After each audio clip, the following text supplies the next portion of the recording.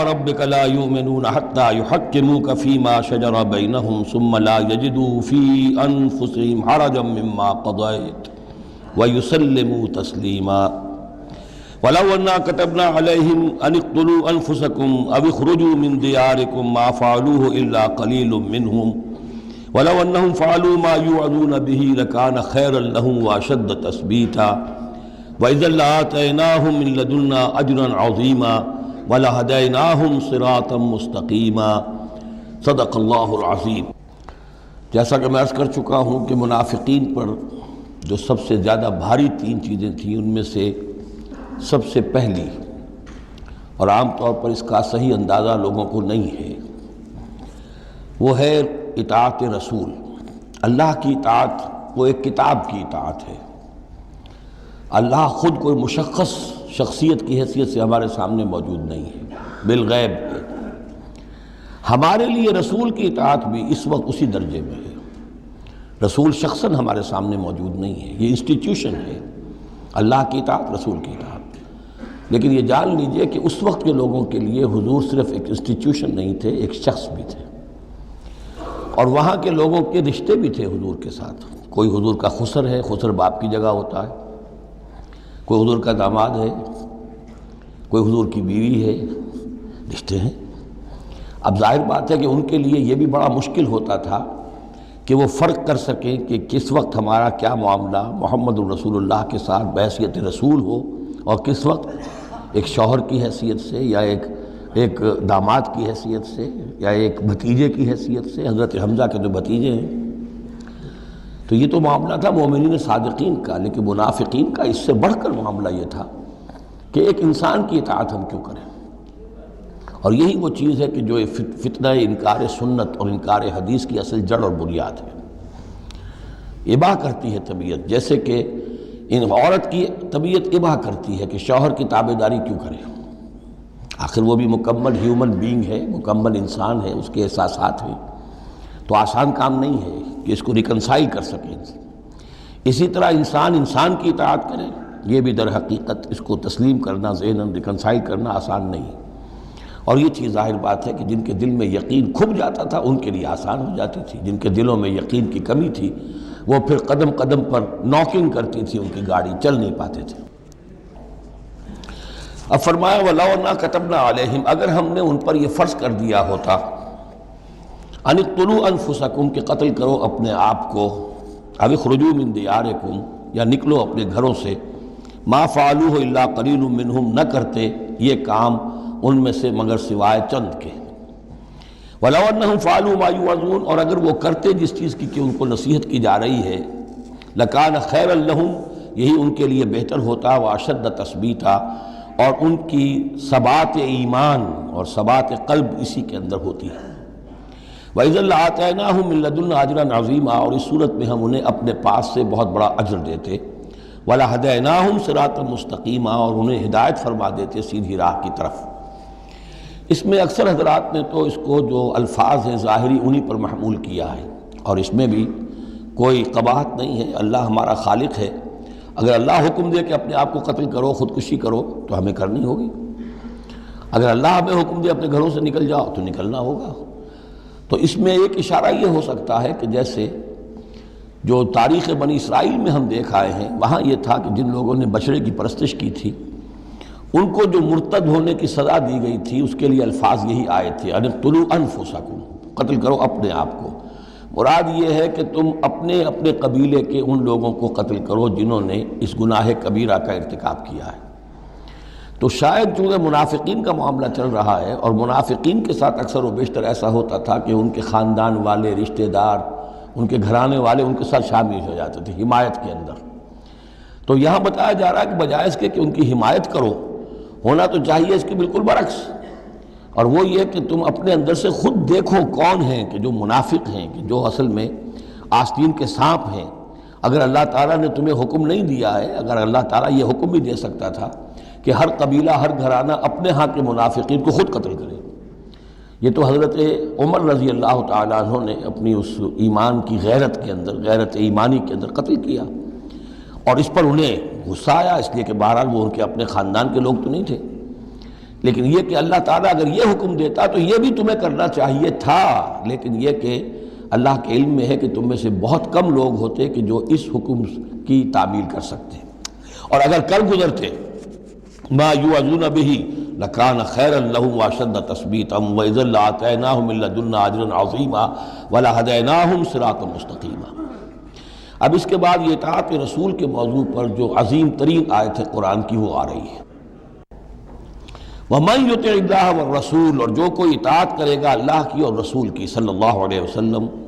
فَأُولَٰئِكَ مَعَ الَّذِينَ أَنْعَمَ اللَّهُ عَلَيْهِمْ، تو یہ وہ لوگ ہوں گے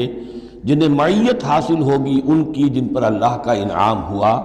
اور وہ کون ہیں؟ من النبیین والصدیقین والشہداء والصالحین،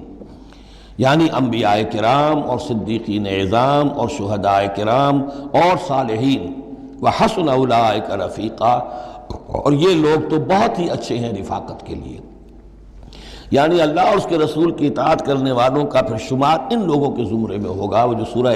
فاتحہ کے ضمن میں ہم نے دیکھا تھا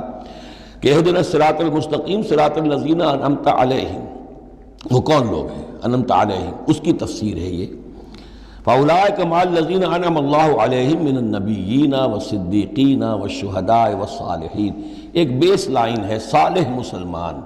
نیک نیت مسلمان، دل میں خلوص کے ساتھ ایمان ہے، صالح ہے، حکم پر عمل کر رہا ہے، محرمات سے بچا ہوا ہے۔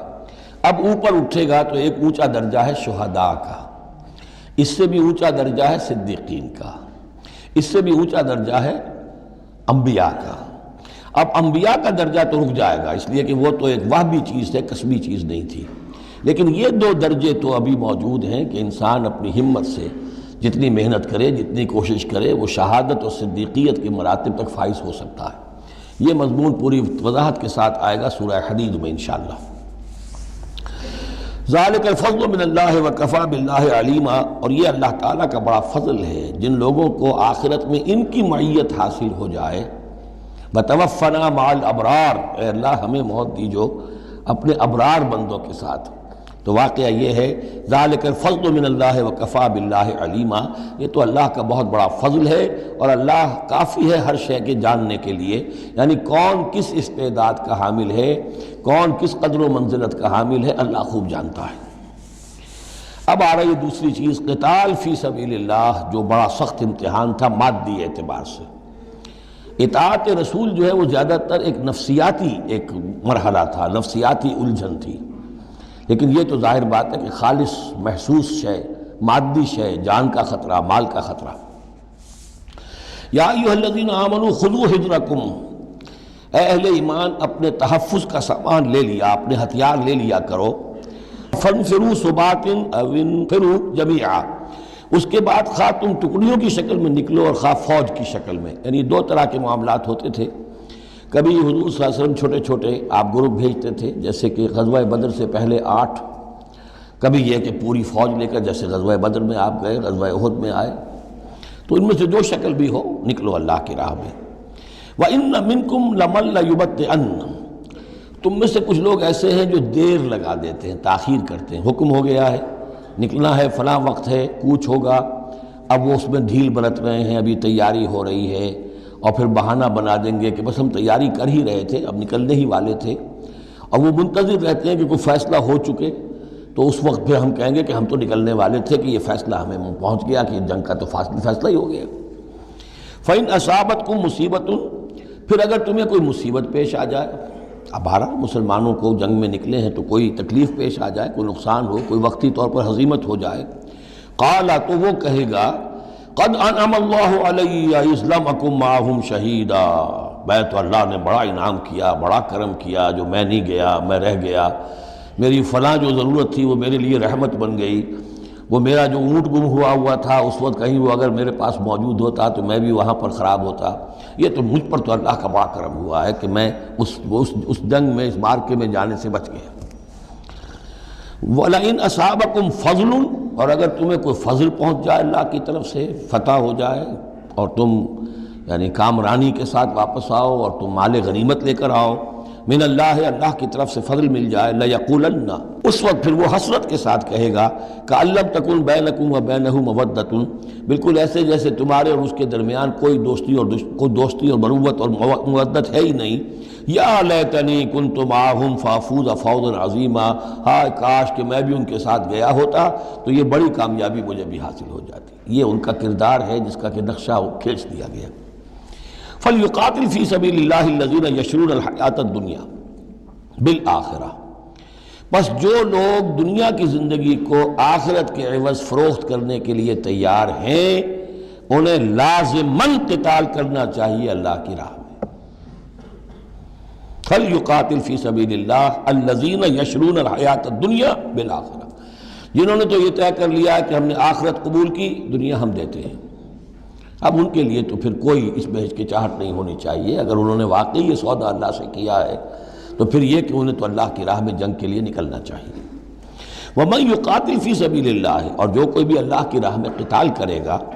فَيُقْتَلْ أَوْ يَغْلِبْ، اب دو ہی امکانات ہیں، وہ قتل ہو جائے یا غالب ہو جائے، فتح مند ہو کر واپس آئے یا وہیں شہید ہو جائے۔ فَسَوْفَ نُؤْتِيهِ أَجْرًا عَظِيمًا، دونوں حالتوں میں ہم انہیں بہت بڑا اجر عطا فرمائیں گے۔ وَمَا لَكُمْ لَا تُقَاتِلُونَ فِي سَبِيلِ اللَّهِ، اب یہ خاص طور پر جو خاص قتال کے لیے ترغیب دلائی جا رہی ہے وہ ایسے لوگوں کے لیے کہ جو مختلف علاقوں میں مسلمان تھے، کہ جو پھنسے ہوئے تھے، ان میں کمزور بھی تھے، ان میں خواتین بھی تھیں، بیمار بھی تھے، بوڑھے تھے، جو ایمان تو لے آئے لیکن یہ کہ وہ ہجرت کے قابل نہیں تھے، تو وہ اپنے اپنے علاقوں میں ہیں، اپنے اپنے قبائل میں ہیں، وہاں ان کے اوپر ظلم ہو رہا ہے، انہیں ستایا جا رہا ہے، انہیں مارا جا رہا ہے، پرسیکیوٹ کیا جا رہا ہے۔ تو خاص طور پر ان کی نصرت کے لیے نکلنا اور ان کو جان چھڑانا اور ان کو بچا کے لے کر آنا، یہ کام تو ایسا ہے کہ جس میں غیرت ایمانی کا بہت ہی شدید تقاضا ہے، اور میں تو سمجھتا ہوں کہ غیرت انسانی کا بھی تقاضا ہے۔ وَمَا لَكُمْ لَا تُقَاتِلُونَ فِي سَبِيلِ اللَّهِ، میں کیا ہو گیا، کیوں قتال نہیں کرتے اللہ کی راہ میں؟ وَالْمُسْتَضْعَفِينَ، اور ان کمزور لوگوں کے لیے جو مغلوب بنا دیے گئے ہیں، من الرجال، مردوں میں سے، والنساء، اور عورتوں میں سے، والولدان، اور بچوں میں سے، الذین یقولون، جو یہ کہہ رہے ہیں، دعائیں کر رہے ہیں، ربنا اخرجنا من هذه القرية الظالم اهلها، اے ہمارے پروردگار ہمیں نکال اس بستی سے جس کے رہنے والے لوگ ظالم ہیں، واجعل لنا من لدنك وليا، اور ہمیں اپنے پاس سے کوئی ہمارا ولی، حمایتی، مددگار بنا دے، واجعل لنا من لدنك نصيرا، اور ہمارے لیے خاص اپنے فضل سے کوئی مددگار بھیج دے۔ اب ان کی جو یہ آہ و بکا ہے وہ بھی تمہیں آمادہ نہیں کر رہی کہ ان پر ظلم ہو رہا ہے، ان پر ستم ڈھائے جا رہے ہیں، اور تم جو ہے اپنے گھروں سے نکلنے کے لیے تیار نہیں ہو۔ یہ کن سے خطاب ہو رہا ہے؟ جن کے ہاں اسلام قائم ہو چکا تھا، ان سے خطاب ہو رہا ہے۔ ہم اپنے گھر میں اسلام قائم کر نہیں سکتے، یہاں پر کوئی جد و جہد نہیں کہ اسلام آ جائے، ہمارے ہاں کفر کا نظام چل رہا ہے، تو ہم تو مخاطب ہی نہیں اس کے۔ مخاطب اہل ایمان ہیں، اور اہل ایمان کا فرض کیا ہے؟ پہلے اپنے گھر کو درست کرو، پہلے اپنے ملک کے اندر اسلام قائم کرو۔ قرآن کے سوا کوئی اور قانون چل رہا ہے، من لم یحکم بما انزل اللہ فاولئک هم الکافرون ومن لم یحکم بما انزل اللہ فاولئک هم الظالمون ومن لم یحکم بما انزل اللہ فاولئک هم الفاسقون۔ ظالم، فاسق اور کافر اور مشرک تو ہم خود ہیں۔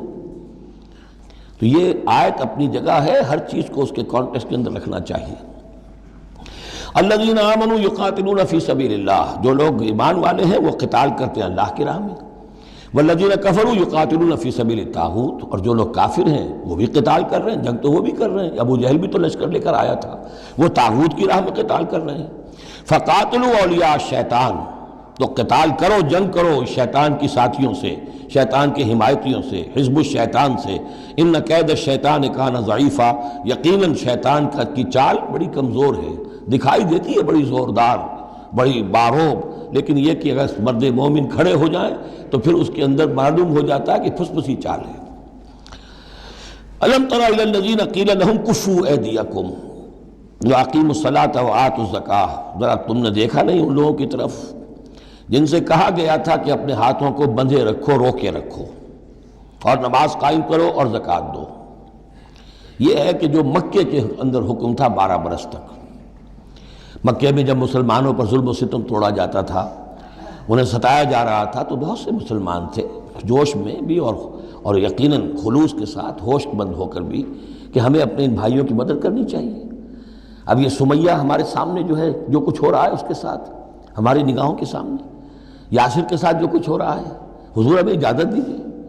آخر ہم جو ہے، ہم نامرد نہیں ہیں، ہم بے غیرت نہیں ہیں، ہم بزدل نہیں ہیں، لیکن اجازت نہیں تھی۔ یہ منہج انقلاب نبوی کا ایشو ہے۔ اس وقت حکم یہ تھا اپنے ہاتھ تھامے رکھو، نغمہ ہے بلبل شوریدہ تیرا خام ابھی، اپنے سینے میں اسے اور ذرا تھام ابھی، ایک وقت آئے گا تمہارے ہاتھ کھول دیے جائیں گے، ابھی کفو ایدیکم۔ لیکن یہاں سوال پیدا ہوتا ہے، الم تر الی الذین قیل لہم کفو ایدیکم، یہ فعل مجہول ہے، کہا کس نے تھا؟ مکی قرآن میں یہ آیت موجود نہیں ہے، وہاں بھی یہ حکم تھا محمد الرسول اللہ صلی اللہ علیہ وسلم کا، حضور نے روکا۔ یہ آیت تو اتر رہی ہے مدنی قرآن میں، سورہ نساء میں، تو معلوم ہوا کہ اس وقت بھی وہ حضور کا حکم تھا جس کو کہ اللہ نے وہ اون کیا ہے، اللہ کی طرف سے تھا یہ۔ تو وہی یہ جلی تو ہوتی ہے، وہی یہ خفی بھی ہوتی ہے، یا حضور کے جس اجتہاد کو اللہ تعالیٰ اس کو تقریر کہیں گے، جیسے حضور کی حدیث ہم کہتے ہیں، ایک آپ کا قول ہے، ایک فعل ہے، ایک تقریر ہے۔ کوئی کام آپ کے سامنے کیا گیا، آپ نے اسے روکا نہیں، تو گویا کہ ایک طرح سے آپ کی طرف سے ریکگنیشن مل گئی کہ وہ بھی جائز ہے، یقیناً غلط ہوتا تو حضور روک دیتے۔ اسی طرح اللہ تعالیٰ کی کتاب ہے، وحی جلی ہے، وہ آ رہی ہے، لیکن حضور کا وحی خفی بھی ہے حضور کو جو آ جاتی ہے، اور ایک یہ کہ حضور خود اجتہاد کر رہے ہیں، اس کو اگر اللہ نے روکا نہیں تو وہ گویا اللہ کی تقریر ہو گئی، اور وہ بھی اللہ ہی کی طرف سے ہو گیا، اور وہ بھی گویا کہ اللہ نے اون کر لیا۔ تو اب یہ بھی ہو سکتا ہے کہ وحی خفی کے ذریعے سے اللہ نے مکی دور میں حضور کو یہ حکم دیا ہو کہ جو ہے یہاں نقل ہوا ہے، اور یہ بھی ہو سکتا ہے یہ حضور کا اپنا اجتہاد ہو اور اس کو اللہ تعالیٰ نے قبول کیا ہو۔ الم تر الی الذین قیل لہم کفوا ایدیکم واقیموا الصلاۃ وآتوا الزکاۃ، اب یہاں محذوف ہے۔ اس وقت تو کچھ لوگ بڑے زور شور سے کہتے تھے ہمیں اجازت ہونی چاہیے، ہم جنگ کریں، لیکن اب کیا حال ہوا؟ فلما کتب علیہم القتال، جب ان پر جنگ فرض کر دی گئی، اذا فریق منہم یخشون الناس کخشیۃ اللہ او اشد خشیہ، تو اب یہ دیکھنے میں آ رہا ہے کہ ان میں سے کچھ لوگ انسانوں سے اس طرح ڈر رہے ہیں جیسے اللہ سے ڈرنا چاہیے، بلکہ اس سے بھی زیادہ ڈر رہے ہیں۔ اب ظاہر بات ہے یہ وہ مکے کے مہاجرین نہیں ہیں، یہ اصل میں وہی منافقین مدینہ جو ہے ان کا حال ہے، لیکن کنٹراسٹ دکھانے کے لیے جو اس دور کی بات تھی اس کے مقابلے میں اس کو لے آیا گیا کہ اصل ایمان تو وہ تھا، اور یہ جو کچھ ہے شکل، یہ تو پھر کمزوری ہے اور نفاق کی علامت ہے۔ وَقَالُوا رَبَّنَا لِمَا كَتَبْتَ عَلَيْنَا الْقِتَالَ، اور وہ کہتے ہیں کہ پروردگار یہ ہم پر تو نے کیوں فرض کر دی جنگ، لولا اخرتنا الی اجل قریب، ابھی اے پروردگار کچھ اور عرصے کے لیے، کچھ دیر کے لیے اور کیوں نہ مؤخر کیا اس کو۔ قل متاع الدنیا قلیل، اے نبی کہہ دیجئے دنیا کا ساز و سامان یہ بہت حقیر سی شے ہے، والآخرۃ خیر لمن اتقی، آخرت بہت بہتر ہے اس کے لیے جو تقویٰ کی روش اختیار کرے، ولا تظلمون فتیلا، اور تم پر دھاگا بھر بھی کوئی ظلم نہیں ہوگا، حق تلفی نہیں ہوگی، تمہارے جو بھی اعمال ہیں، انفاق ہے، قتال ہے، جو بھی اللہ کی راہ میں ایثار ہے، بھرپور تمہیں اس کا اجر و ثواب دے دیا جائے گا۔ اینما تکونوا یدرککم الموت، اب ظاہر بات ہے کہ قتال سے جی چرانے میں اصل سبب کیا تھا؟ موت کا خوف، اب اس کو کھولا جا رہا ہے جو ان کے دل کے اندر ہے۔ اینما تکونوا یدرککم الموت، جہاں کہیں بھی ہوگے موت تو تمہیں آ لے گی، پا لے گی۔ وَلَوْ كُنْتُمْ فِي بُرُوجٍ مُشَيَّدَةٍ، خواہ تم بڑے مضبوط فورٹیفائڈ قلعوں کے اندر اپنے آپ کو جا کر محصور کر لو، بروج قلعے کے لیے آتا تھا، مشیدہ بہت مضبوط۔ وَإِن تُصِبْهُمْ حَسَنَةٌ يَقُولُوا هَٰذِهِ مِنْ عِندِ اللَّهِ، ان منافقین کا ایک اور طرز عمل دیکھیے، اگر مسلمانوں کو کوئی اچھی شے مل گئی، کوئی فتح ہو گئی، کوئی اور خیر آ گیا، حضور کی تدبیر کے اچھے نتائج نکل آئے، تو اسے حضور کی طرف منسوب نہیں کرتے تھے، کیا کہتے تھے؟ ان تصیبہم حسنۃ یقولوا ھذہ من عند اللہ، بڑا اللہ کا فضل ہوا، بڑا اللہ کا کرم ہوا، اللہ نے کیا ہے۔ وَإِن تُصِبْهُمْ سَيِّئَةٌ، اگر کوئی تکلیف آ گئی، کوئی مصیبت آ گئی، یقولوا ھذہ من عندک، اے محمد آپ کی وجہ سے ہوا ہے، یا آپ نے یہ غلط اقدام کیا، آپ نے یہ فیصلہ کر لیا کہ کھلے میدان میں جا کے جنگ کریں گے، ہم نے تو مشورہ دیا تھا آپ کو، آپ کی بھی رائے یہی تھی کہ مدینے کے اندر محصور ہو کر جنگ کریں۔ خیر آ گئی تو اللہ کی طرف سے، اور اگر تکلیف آ گئی تو اے محمد آپ کی طرف سے۔ قل کل من عند اللہ، کہہ دیجئے یہ سب چیزیں، خیر ہو، شر ہو، تکلیف ہو، آسانی ہو مشکل ہو، جو بھی صورت ہے سب اللہ کی طرف سے ہیں۔ فما لہؤلاء القوم لا یکادون یفقہون حدیثا، تو ان لوگوں کو کیا ہو گیا ہے کہ یہ کوئی بات بھی نہیں سمجھتے، ان کی مت بالکل ماری جا چکی ہے۔ اب یہاں جو اگلی آیت ہے اس کے بارے میں کافی قول ہیں، لیکن جو میرے نزدیک راجح ہے وہ میں بیان کر رہا ہوں کہ اس میں تحویل خطاب ہے۔ شروع میں جو خطاب کیا جا رہا ہے وہ ان مسلمانوں کو جن کی طرف سے یہ کمزوری یا نفاق ظاہر ہو رہا تھا۔ ما اصابک من حسنۃ فمن اللہ وما اصابک من سیئۃ فمن نفسک، دیکھو اے مسلمان، جو بھی کوئی خیر تمہیں ملتا ہے تمہیں یہی کہنا چاہیے اللہ کی طرف سے، اگرچہ خیر بھی اللہ کی طرف سے اور شر بھی اللہ کی طرف سے۔ یہ تو جو ہمارے ایمان کا ہے وہ ایمان مفصل، والقدر خیرہ وشرہ من اللہ تعالی والبعث بعد الموت، ہمارا ایمان اس پر ہے۔ لیکن طریقہ کیا ہے انسان کے لیے، ادب کیا ہے، صحیح کیا ہے؟ وہ یہ ہے کہ خیر ملے اللہ کا فضل ہے، اور اگر کوئی خرابی ہوئی ہے میری کسی غلطی سے ہوئی ہے، مجھ سے کوئی کوتاہی ہوئی ہے، مجھے اللہ تعالیٰ نے کوئی تعدیب فرمانی چاہیے۔ وَأَرْسَلْنَاكَ لِلنَّاسِ رَسُولًا، اور اے نبی ہم نے آپ کو تو لوگوں کے لیے رسول بنا کر بھیجا ہے۔ ایک یہ قول ہے کہ اس میں تحویل خطاب ہے، ایک یہ کہ درمیانی ٹکڑے میں بھی خطاب تو حضور سے ہی ہے لیکن استجاب کے انداز میں، اچھا تو جو انہیں خیر مل جائے تمہیں وہ تو ہے اللہ کی طرف سے، اور جو کوئی برائی آ جائے تو اے نبی آپ کی طرف سے ہے۔ کیا بات یہ کہہ رہے ہیں جبکہ اللہ نے آپ کو تو رسول بنا کر بھیجا ہے؟ تو یہ دو تعبیریں ہیں اس کی، میرے نزدیک پہلی تعبیر راجح ہے۔ وَكَفَى بِاللَّهِ شَهِيدًا، اور اللہ تعالیٰ کافی ہے گواہ کے طور پر یا مددگار کے طور پر۔ مَن يُطِعِ الرَّسُولَ فَقَدْ أَطَاعَ اللَّهَ، جو کوئی اطاعت کرتا ہے رسول کی، جس نے اطاعت کی رسول کی اس نے اطاعت کی اللہ کی۔ یہ ٹکڑا بہت اہم ہے، اس لیے کہ اس کے ساتھ ہی آپ حدیث اپنے دماغ میں ٹانک لیجئے اپنے ذہن میں، اس لیے کہ یہ جو کام تھا سارا کا سارا ایک جماعتی زندگی کے تحت ہو رہا تھا، اور اس میں رسول جو ہے صلی اللہ علیہ وسلم وہ جنگ میں ہے تو کمانڈر ان چیف ہے، لیکن کمانڈر ان چیف کے ساتھ دوسرے چھوٹے کمانڈرز بھی تو ہوتے ہیں، میمنہ پر، میسرہ پر، قلب پر، عقب پر، ہراول دستے پر کون ہے؟ لہذا چین ہے یہ اطاعت کی، سم اطاعت کی، کہ حضور نے فرمایا من اطاعنی فقد اطاع اللہ، وہ تو یہی بات آ گئی، من یطع الرسول فقد اطاع اللہ، من اطاعنی فقد اطاع اللہ ومن عصانی فقد عصى اللہ، جس نے میری اطاعت کی اللہ کی اطاعت کی، جس نے میری نافرمانی کی اللہ کی نافرمانی کی۔ ومن اطاع امیری فقد اطاعنی، جس نے میرے مقرر کردہ امیر کی اطاعت کی اس نے میری اطاعت کی۔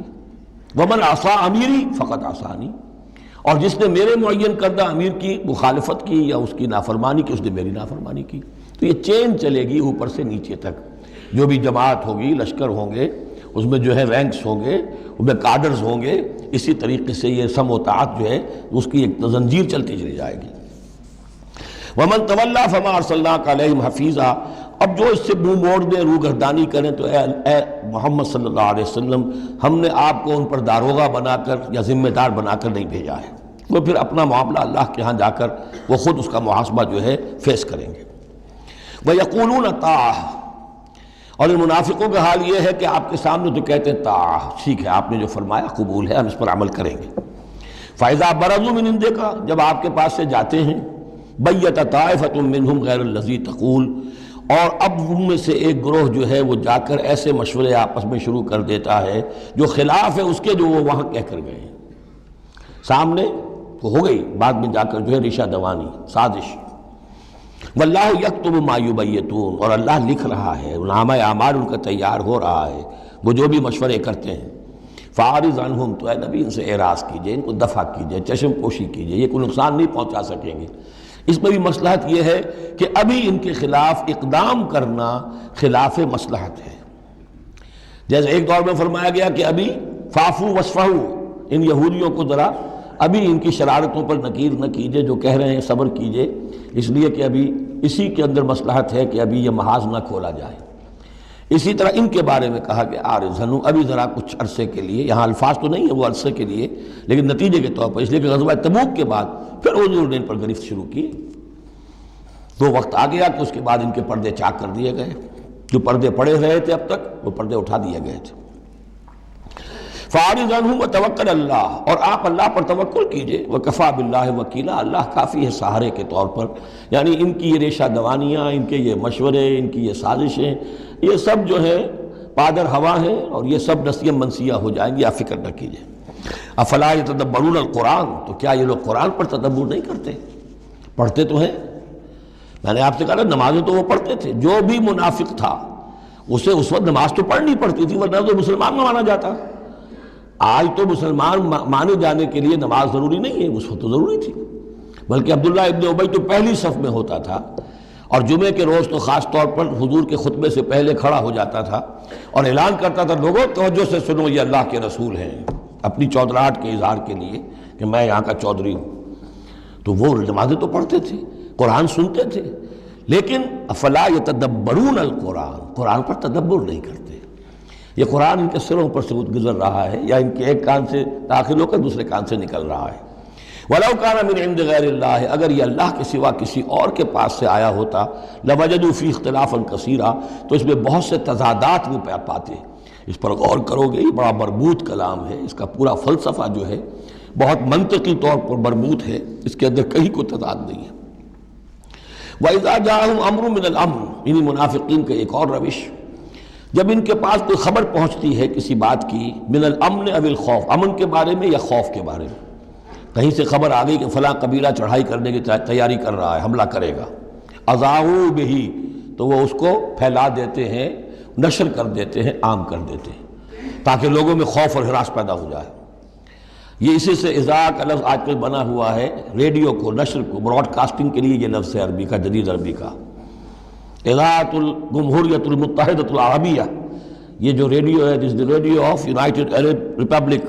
یہ میں سنا کرتا تھا کبھی، شیخ عبد الباسط عبد الصمد کی قرأت ہوا کرتی تھی مصر سے،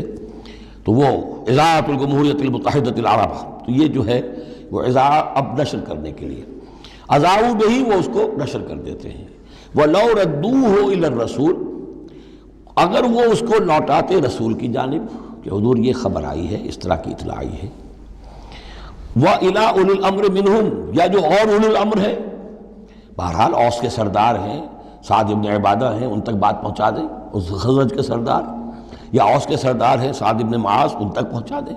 اگر یہ کرتے لَعَلِمَهُ الَّذِينَ يَسْتَنبِطُونَهُ مِنْهُمْ، تو یہ بات ان لوگوں کے علم میں آتی جو اس کا استنباط کر سکتے، نتیجہ نکال سکتے، کتنی بات صحیح ہے، اس کا نتیجہ کیا نکل رہا ہے، ہمیں کیا قدم اٹھانا چاہیے۔ اور جب انہوں نے وہ خبر ایسے ہی جو ہے پھیلا دی، تو اس کا نتیجہ کیا ہوگا کہ لوگوں میں ایک سراسیمگی پیدا ہو گئی، ایک فکر پیدا ہو گیا، جسے آپ کہتے ہیں دنیا میں ہو جاتا ہے، سنسنی سی پیدا ہو جاتی ہے۔ وَلَوْلَا فَضْلُ اللَّهِ عَلَيْكُمْ وَرَحْمَتُهُ، اور اگر اللہ کا فضل اور اس کی رحمت تمہارے شان میں حال نہ ہوتی، لَاتَّبَعْتُمُ الشَّيْطَانَ إِلَّا قَلِيلًا، تو تم سب کے سب شیطان ہی کی پیروی کرتے سوائے چند کے۔ فَقَاتِلْ فِي سَبِيلِ اللَّهِ، قتال کے ضمن میں غالباً میرے نزدیک قرآن مجید کی سخت ترین آیت یہ ہے، لیکن اس میں سختی لفظی نہیں ہے، معنوی ہے۔ فَقَاتِلْ فِي سَبِيلِ اللَّهِ، تو اے نبی آپ تو جنگ کریں اللہ کی راہ میں، لا تکلف الا نفسک، آپ پر کوئی ذمہ داری نہیں ہے سوائے اپنی ذات کے۔ وحرض المؤمنین، اہل ایمان کو جتنا بھی آپ اکسا سکے اکسا، اختیار تو نہیں، یعنی اگر کوئی اور نہیں نکلتا اکیلے نکلیے، جیسے کہ حضرت ابوبکر نے کہا بھی تھا، جب کہا گیا کہ مانعین زکوٰۃ کے معاملے میں نرمی کیجیے، کوئی نہیں میرا ساتھ دے گا، میں اکیلا جاؤں گا، یہ عظیمت۔ تو اے نبی آپ کو تو یہ کام کرنا، آپ کا تو فرض منصب ہی ہے، آپ کو ہم نے بھیجا اس لیے، هو الذی ارسل رسولہ بالہدی ودین الحق لیظہرہ علی الدین کلہ، آپ کو تو کرنا ہے۔ فقاتل فی سبیل اللہ لا تکلف الا نفسک، کوئی اور نہیں جا رہا ہے تو آپ پر ذمہ داری نہیں ہے۔ حرض المؤمنین، یہ حرض ضاد کے ساتھ ہے، ایک حرص ہے صاد کے ساتھ، حارا صاد، حرص، طمع، کسی چیز کی لالچ۔ تحریص کے معنی ہو گئے کسی میں کسی شے کی ترغیب پیدا کرنا، لالچ پیدا کرنا، پرسویشن۔ حرض، یہ ضاد جو آیا ہے یہ ہے جیسے اکسانا، لوگوں کے جذبات کو جوش میں لانا، ایمان کے اندر ان کے جوش پیدا کرنا، یہ ہوگا یہ حرض۔ حرص سے یہ ضاد ایک نقطے سے بڑا فرق واقع ہوا ہے۔ وحرض المؤمنین عسى اللہ ان یکف باس الذین کفروا، ہو سکتا ہے یا امید ہے کہ اللہ تعالیٰ جلد ہی ان کافروں کی قوت کو روک دے، تھام لے۔ ان کی جنگ جو ابھی بڑی ان کی چلت پھرت ہو رہی ہے، ابھی یہ کچھ عرصے کی بات اور ہے، وہ وقت بس آیا چاہتا ہے کہ ان میں دم نہیں رہے گا۔ اس لیے کہ سن 5 میں، یوں سمجھیے یہ سن 4 میں نازل ہو رہی ہے سورہ نساء، سن 5 میں سورہ احزاب ہے، اور غزوہ احزاب کے بعد کہہ دیا تھا محمد رسول اللہ صلی اللہ علیہ وسلم نے کہ یہ آخری بار تھی کہ قریش ہم پر ہمراہ آور ہوئے۔ لن یغزوکم قریش بعد عامہم ھذا ولکنکم تغزونہم، اے مسلمانوں بس قریش کی بس ہو گئی ہے، اب وہ آئندہ کبھی تم پر حملہ آور ہونے کی ہمت نہیں کر سکتے، اب تو تم ان کے اوپر ان کے خلاف اقدام کرو گے۔ اس لیے 6 سال میں اگلے سال آپ نے سفر کیا عمرے کا، ٹریٹی ہو گئی، انا فتحنا لک فتحا مبینا، صلح حدیبیہ، اور اس کے بعد 7ویں سال میں اللہ تعالیٰ نے فتح خیبر عطا فرما دی، اور 8ویں سال میں مکہ فتح ہو گیا۔ وہ ایک کے بعد دوسری جو تالے ہیں وہ کھلتے چلے گئے، اور اسی وقت وہ پھر سورہ صف نازل ہو گئی تھی کہ اب وَأُخْرَىٰ تُحِبُّونَهَا نَصْرٌ مِّنَ اللَّهِ وَفَتْحٌ قَرِیب، یہ بھی غزوہ احزاب کے فوراً بعد نازل ہوئی کہ اے نبی بشر المومنین، اہل ایمان کو بشارت دے دیجئے کہ اب وہ سخت دور گزر گیا، اب اللہ کی طرف سے نصرت اور فتح تمہارے قدم چوما چاہتی ہے۔ عسى اللہ ان یکف باس الذین کفروا، امید ہے کہ اللہ تعالیٰ ان کافروں کی قوت کو تھام لے گا، ان کی جنگ کو روک دے گا۔ واللہ اشد باسا واشد تنکیلا، اور یقیناً اللہ تعالیٰ بہت سخت ہے جنگ میں بھی، قوت میں بھی، اور سزا دینے میں بھی، اور سختی اور عقوبت میں بھی۔ اس کے بعد پھر تمدنی چیزیں کچھ آ رہی ہیں، یہ اب پھر مسلمانوں سے خطاب آ رہا ہے۔ یہ منافقین سے 2 باتیں آ چکی، ایک اطاعت رسول جو ان پر شاق گزرتی تھی، اور ایک قتال فی سبیل اللہ جو ان کے لیے بہت بڑا امتحان بن جاتا تھا۔ من یشفع شفاعۃ حسنۃ یکن لہ نصیب منہا،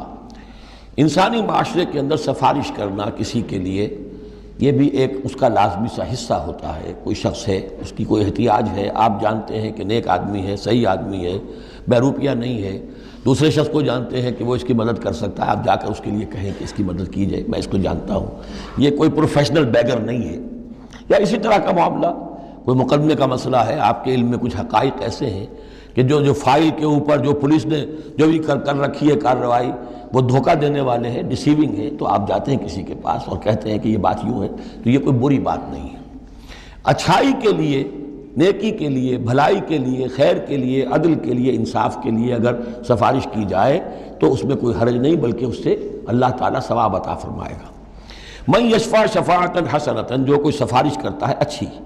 یکن لہ نصیب منہا، اسے اس میں سے بھی حصہ ملے گا، اس کی نیکی، اس کے اجر و ثواب میں سے اسے حصہ ملے گا۔ ومن یشفع شفاعۃ سیئۃ یکن لہ کفل منہا، اور کسی نے بری سفارش کی، غلط سفارش کی، جھوٹی کی، حقائق کو توڑا مروڑا، تو پھر اس کے جرم کے اندر جو جس کے لیے وہ سب کچھ کر رہا ہے وہ بھی شریک ہو گیا، اس کا برابر کا حصہ دار ہو گیا۔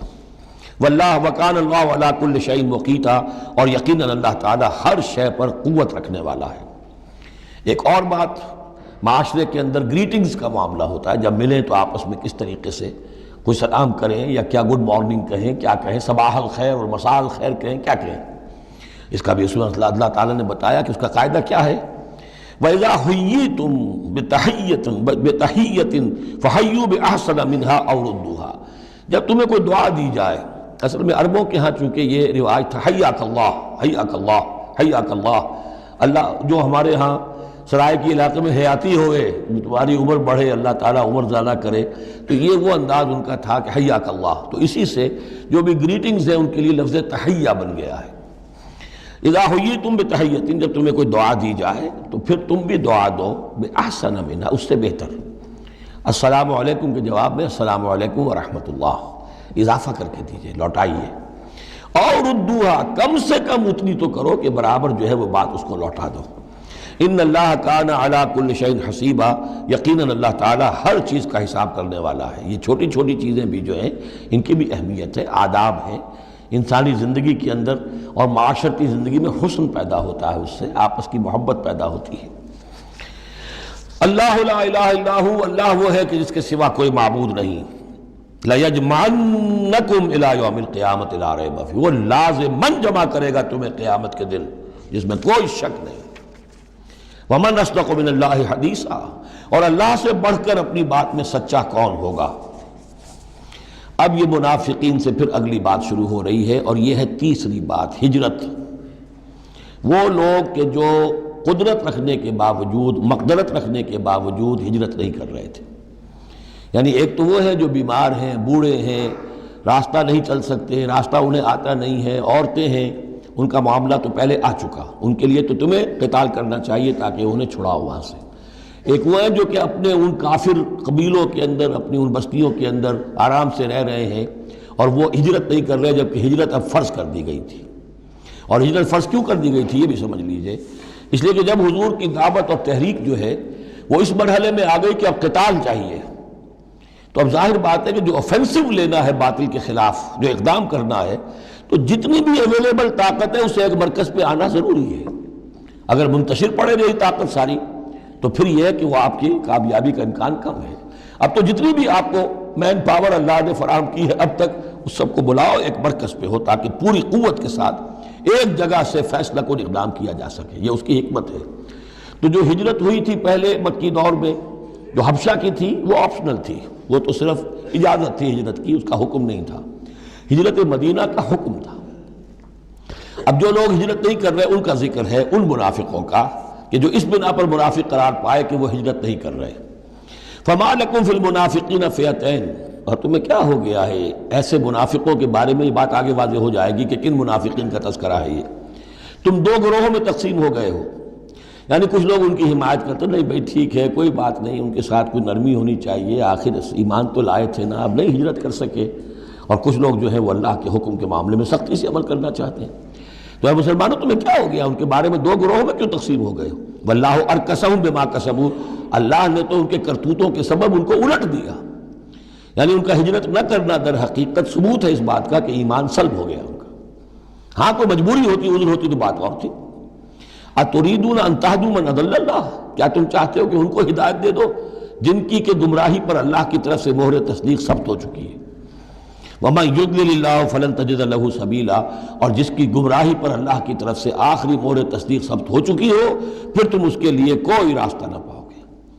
وَدُّوا لَوْ تَكْفُرُونَ كَمَا كَفَرُوا، یہ لوگ جو ان کے بارے میں نرمی کی باتیں کر رہے ہیں، بڑی چکنی چپڑی باتیں، یہ چاہتے ہیں کہ جیسے انہوں نے کفر کیا تم بھی کرو، فَتَكُونُونَ سَوَاءً، تاکہ تم برابر ہو جاؤ۔ بلی کی دم کٹ گئی، وہ چاہتی ہے سب بلیوں کی دمیں کٹ جائیں۔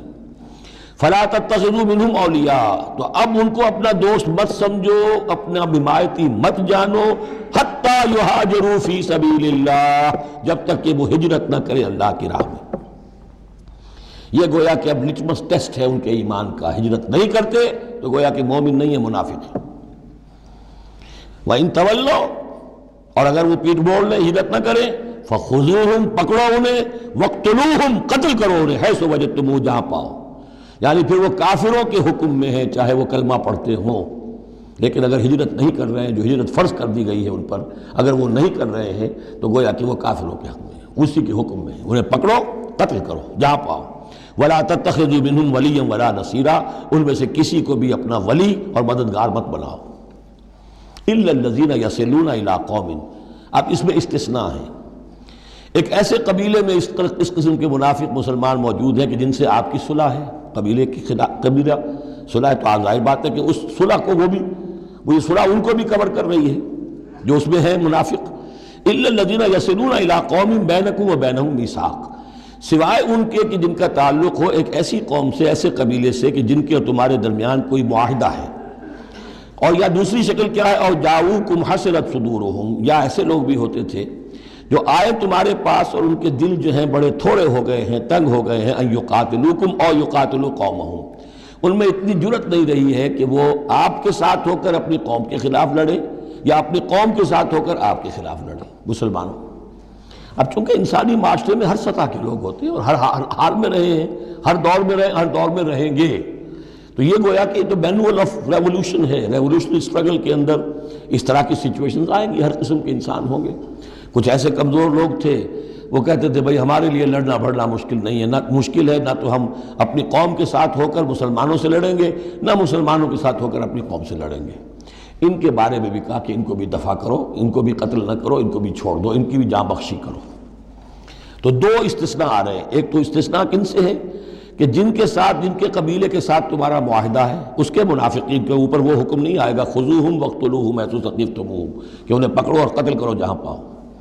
دوسرے وہ ہے کہ جو یہ کہہ دیں کہ حضور ہمیں بس یہ قبول کر لیجئے، ہم نہ آپ کے ساتھ ہو کر اپنے قوم سے لڑ سکتے ہیں، یہ ہمت ہمارے اندر نہیں ہے، نہ یہ ہے کہ ہم وعدہ کرتے ہیں کہ آپ کے خلاف اپنی قوم کی کبھی مدد کریں گے. تو فرمایا وَلَوْ شَاءَ اللَّهُ،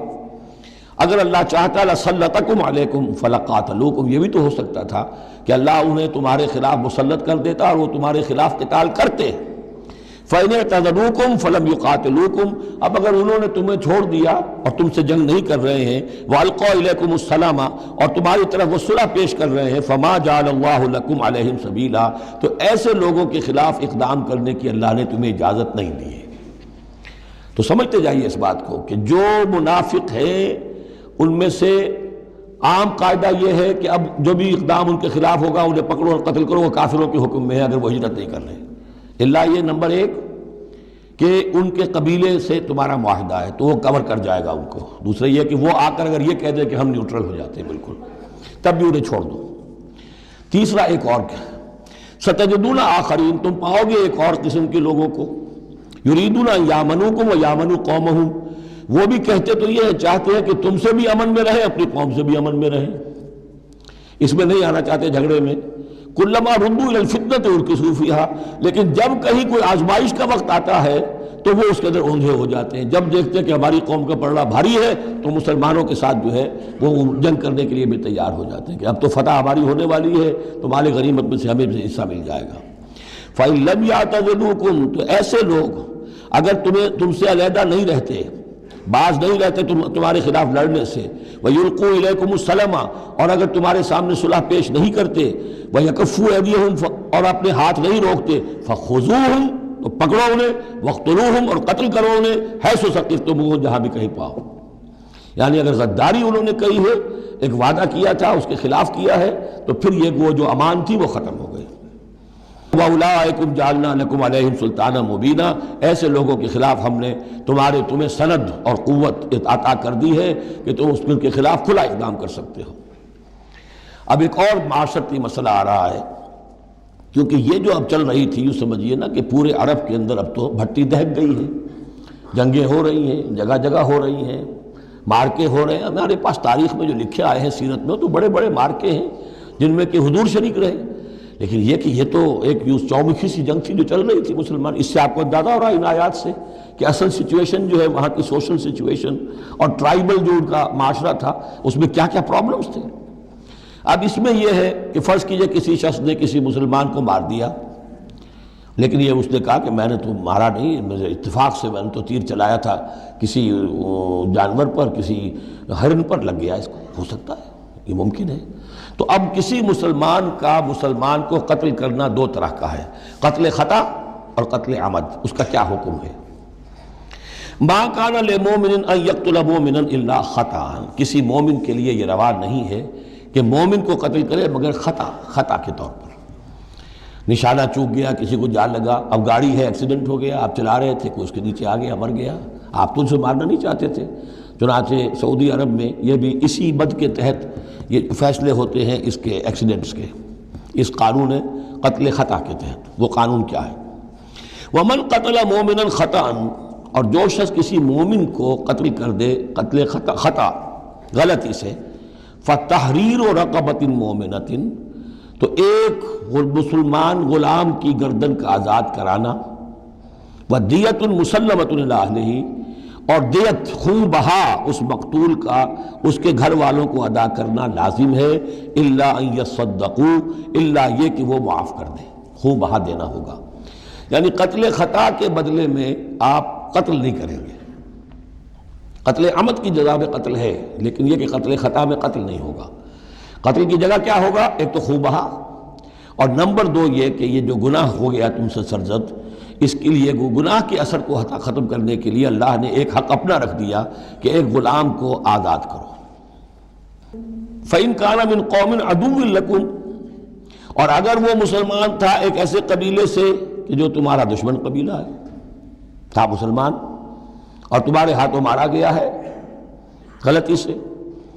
وہو مومن، تھا وہ خود مومن، فتحریر رقبۃ مومنہ، تو پھر صرف ایک مسلمان آزاد کا ایک گردن چھڑا دینا کافی ہوگا، کیونکہ کافر قبیلے کا آدمی تھا، اب اس کو اگر دیت دی جائے گی تو کافر کو پہنچ گئی،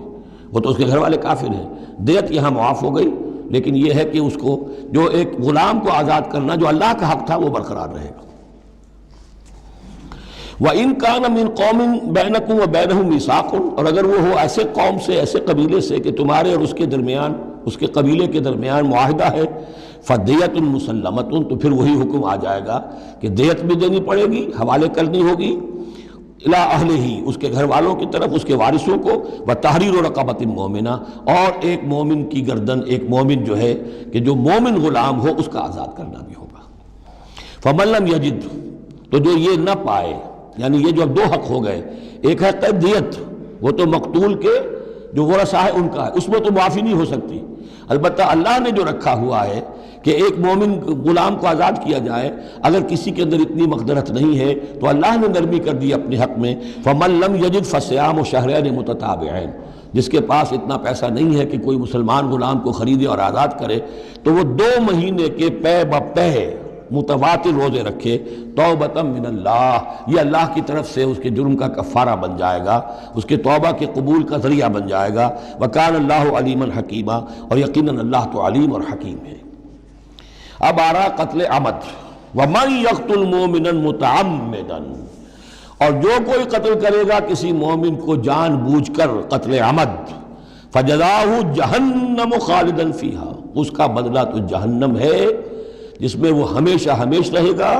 وغضب اللہ علیہ، اور اللہ تعالیٰ کا غضب اس پر ہوگا، ولعنہ، اور اللہ نے اس پر لعنت فرمائی، وعد لہ عذابا عظیما، اور اس کے لیے بہت بڑا عذاب تیار کیا ہے۔ شروع میں آیا تھا کہ 2 چیزیں ہیں، حرمت جان، حرمت مال، معاشرے کی بنیاد اس پر قائم ہے،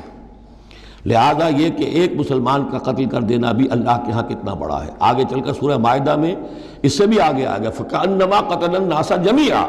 کسی ایک انسان کو ناحق قتل کر دینا بھی ایسے ہے جیسے کہ پوری نوع انسانی کو قتل کر دیا، اس لیے کہ تمدن کی جڑ کاٹ دی۔ اور اس سے اندازہ کیجئے ہمارے ہاں کتنا کچھ ایمان و اسلام ہے، یہ جان انسانی جو ہے کتنی سستی ہو چکی ہے، اور قتل عمد جس طریقے سے ہو رہا ہے، مچھر کی جان اور انسان کی جان ایک جیسی ہے۔ یا ایھا الذین آمنوا اذا ضربتم فی سبیل اللہ فتبینوا ولا تقولوا لمن القی الیکم السلام لست مؤمنا۔ اب اس آیت کو بھی آپ سمجھیں گے اسی پس منظر میں کہ یہ چومکھی جنگ چل رہی ہے، ہر جگہ ہو رہا ہے معاملہ، تو اس میں فرض کیجئے کہ کہیں کوئی مقابلہ ہوا، آپ نے سمجھا کہ یہ کافر آ رہا ہے، جب آپ اس کے قریب آئے، اسے مارنے لگے، قتل کرنے لگے، اس نے کلمہ پڑھ دیا میں تو مسلمان ہوں، اب کیا کریں گے؟ اس کا حکم دیا جا رہا ہے۔ یا ایھا الذین آمنوا اذا ضربتم فی سبیل اللہ، اہل ایمان جب تم اللہ کی راہ میں نکلو، فتبینوا، تو تحقیق کر لیا کرو، وَلَا تَقُولُوا لِمَنْ أَلْقَىٰ إِلَيْكُمُ السَّلَامَ، اور جو شخص بھی تمہارے سامنے اسلام پیش کرے یا سلام پیش کرے، اس کو یہ مت کہو کہ لست مومنا، کہ تم مومن نہیں ہو، تمہیں کیا معلوم؟ ایمان کا تعلق دل سے ہے، دنیا کا سارا معاملہ اس کے اسلام پر ہوگا۔ اگر وہ کلمہ شہادت پڑھ رہا ہے، اپنے اسلام کا اظہار کر رہا ہے، you have to take him on his words۔ تو یہ معاملہ ہو گیا تھا حضرت اسامہ کے ساتھ۔ حضرت اسامہ کا ایک جنگ میں ایک کافر سے دو بدو مقابلہ ہوا، جب وہ کافر بالکل زیر ہو گیا کہ اب اس کو معلوم ہوا کہ میرے لیے بچت کا کوئی راستہ نہیں ہے، انہیں کلمہ پڑھ دیا، اشہد ان لا الہ الا اللہ واشہد ان محمد رسول اللہ۔ حضرت اسامہ نے وہی سمجھا جو کوئی بھی شخص سمجھتا کہ اس نے جان بچانے کے لیے ہیلہ کیا، بہانہ کیا ہے، اپنی تلوار نہیں روکی، قتل کر دیا، لیکن دل میں خلش رہی۔ پھر آپ کے خود انہوں نے کہا یا حضور تک اطلاع پہنچی تو حضور ناراض ہوئے، اے اسامہ کیا کرو گے اس دن، کیا جواب دو گے جب وہ کلمہ شہادت تمہارے خلاف مدعی ہو کر آئے گا کہ میرے ہوتے ہوئے تلوار چلی اس کی؟ جب انہوں نے کہا کہ وہ تو جان بچانے کے لیے اس نے کیا، ہم نے فرمایا حلا شقق بقلبہ، تو تو نے اس کا دل چیر کر کیوں نہیں دیکھ لیا کہ اس کے اندر ایمان ہے کہ نہیں ہے؟ اس قدر غصے کا اور غضب کا انداز، وہی بات کہی جا رہی ہے۔ یا ایھا الذین آمنوا اذا ضربتم فی سبیل اللہ فتبینوا ولا تقولوا لمن القی الیکم السلام لست مؤمنا تبتغون عرض الحیات الدنیا۔ دیکھو تم دنیا کا سامان چاہتے ہو کہ اس کے پاس کوئی مال ہے، ہم اسے کافر قرار دیں، قتل کریں، مال غنیمت لے لیں گے۔ فعند اللہ مغانم کثیرہ، دل تھوڑا نہ کرو، اللہ کے ہاں بڑی غنیمتیں تمہارے لیے ہیں، تمہارے لیے بڑی بڑی مملکتوں کی غنیمتیں آنے والی ہیں، ان چھوٹی چھوٹی چیزوں کا اور اس کے اوپر اتنی حدود اللہ جو ہے اس سے آزادی نہ برتو۔ کذالک کنتم من قبل، دیکھو تم خود بھی تو پہلے ایسے ہی تھے، آخر ایک دور تم پر بھی تو گزرا ہے، تم سب بھی تو نو مسلم ہی ہو، ایک وقت میں تو تم میں سے ہر شخص کافر ہی تھا نا، مشرک تھا۔ کذالک کنتم من قبل، تو اتنی سمجھ لینا اللہ نے آپ کو توفیق دے دی، اللہ نے کلمہ شہادت آپ کو عطا کر دیا، رسول کی دعوت و تبلیغ سے جو ہے بہرہ مند ہونے کی توفیق دے دی، اللہ کا انعام مانو، لیکن یہ کہ اس طریقے سے لوگوں کے اس معاملے میں اتنی سخت روش اختیار نہ کرو۔ فمن اللہ علیکم، تو اللہ تعالیٰ نے تم پر بڑا احسان فرمایا ہے، فتبینوا، تو دیکھو تحقیق کر لیا کرو، ان اللہ کان بما تعملون خبیرا، اور جو کچھ تم کر رہے ہو اللہ اس سے باخبر ہے۔ لا يستوي القاعدون من المؤمنین غیر اولی الضرر والمجاہدون فی سبیل اللہ باموالہم وانفسہم، اس آیہ مبارکہ میں جہاد کا لفظ بمعنی قتال ہے، جہاں تک جہاد کا تعلق ہے وہ تو مومن ہر وقت کر رہا ہے، دعوت و تبلیغ بھی جہاد ہے، اپنے نفس کے خلاف بھی جہاد ہے، المجاہد من جاہد نفسہ، بلکہ پوچھا گیا ای الجہاد افضل یا رسول اللہ، آپ نے فرمایا ان تجاہد نفسک فی طاعت اللہ، اپنے نفس کے خلاف جہاد کرو، اسے اللہ کا مطیع بناؤ، یہ بھی جہاد ہے۔ تو جہاد کے بہت سے گوشے ہیں، لیکن قتال آخری منزل قتال ہے، اور یہ بھی ان تین جوڑوں میں سے ہے کہ جو ایک دوسرے کی جگہ پر الفاظ آ جاتے ہیں، مومن و مسلم، نبی اور رسول، جہاد اور قتال۔ لا یستوی القاعدون من المؤمنین، برابر نہیں ہے اہل ایمان میں سے بیٹھ رہنے والے، یعنی جو کہ قتال فی سبیل اللہ کے لیے نہیں نکلتے، غیر اولی الضرر، جبکہ ان کو کوئی عذر نہیں ہے، اگر کوئی اندھا ہے اور وہ نہیں نکل رہا کوئی حرج نہیں، کوئی لنگڑا ہے چل نہیں سکتا ہے وہ نہیں نکلتا کوئی حرج نہیں، یہ بعد میں آ جائے گا، لیکن جن کو کوئی ایسا عذر نہیں ہے پھر وہ بیٹھے رہے۔ اور یہ بھی نوٹ کر لیجئے کہ نفیر عام پہلی مرتبہ ہوئی ہے صرف غزوہ تبوک میں سن 9 ہجری میں جا کر، اس سے پہلے پرسویشن تھی، نکلو اللہ کی راہ میں، نکلو اللہ کی راہ میں، نکلو اللہ کی راہ میں، لازم ہر ایک کے لیے نہیں تھا، قتال فی سبیل اللہ آپشنل تھا، لہذا اس کے اوپر کسی سے نکیر بھی نہیں ہوتی تھی، نہیں گیا کوئی نہیں گیا ٹھیک ہے، لیکن پھر یہ کہ جو غزوہ تبوک میں نہیں گئے ان سے ایکسپلینیشن کال کی گئی، ان کو سزائیں بھی دی گئیں وغیرہ وغیرہ۔ تو اب چونکہ آپشنل تھا لہذا وہاں پر یہ تو نہیں کہا جا سکتا تھا کہ اب یہ ان کو پکڑو اور ان کو سزا دو، لیکن یہ بتایا جا رہا ہے، اس لیے حرض المومنین کا لفظ آیا تھا کہ آپ پوری طرح اکسائیے ان کو، آمادہ کیجئے، لیکن ظاہر بات ہے کہ یہ اس میں ابھی آپشن ہے۔ لیکن برابر نہیں ہے وہ لوگ جو بیٹھ رہے ہیں اور جنہیں کوئی عذر نہیں، والمجاہدون فی سبیل اللہ باموالہم وانفسہم، اور وہ لوگ جو اللہ کی راہ میں جہاد کے لیے قتال کے لیے نکلے ہیں اپنی جانوں اور مال کے ساتھ۔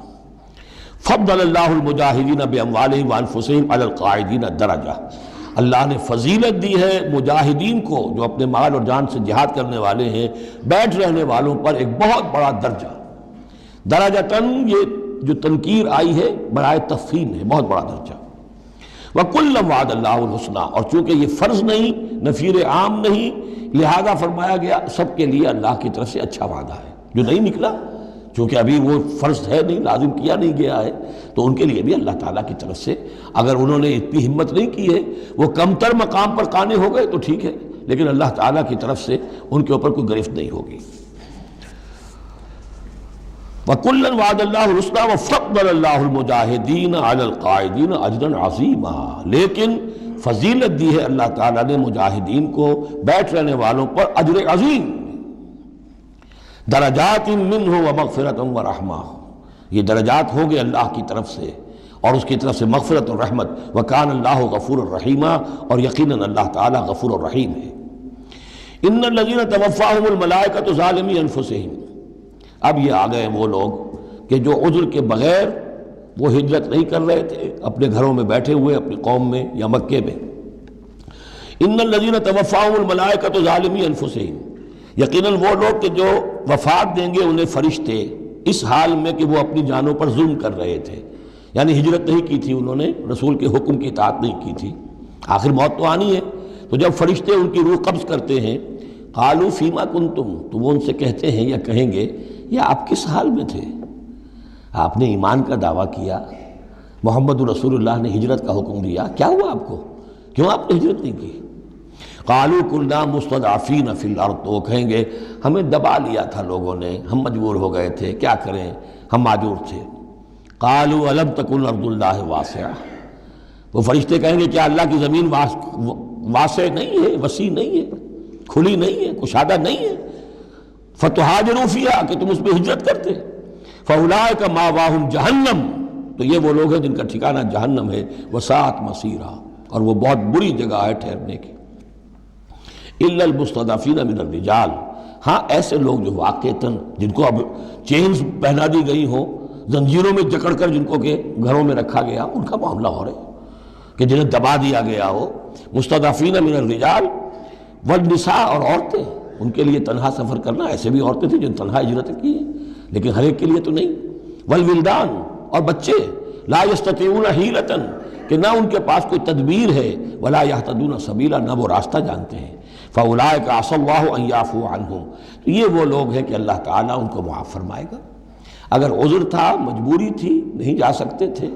بچے ہیں، عورتیں، ان کے لیے کہا گیا تھا کہ ان کے لیے قتال فی سبیل اللہ کرو، انہیں جا کے چھڑاؤ۔ لیکن جو لوگ بغیر عذر کے وہاں بیٹھے ہوئے ہیں وہ منافق ہیں کٹر،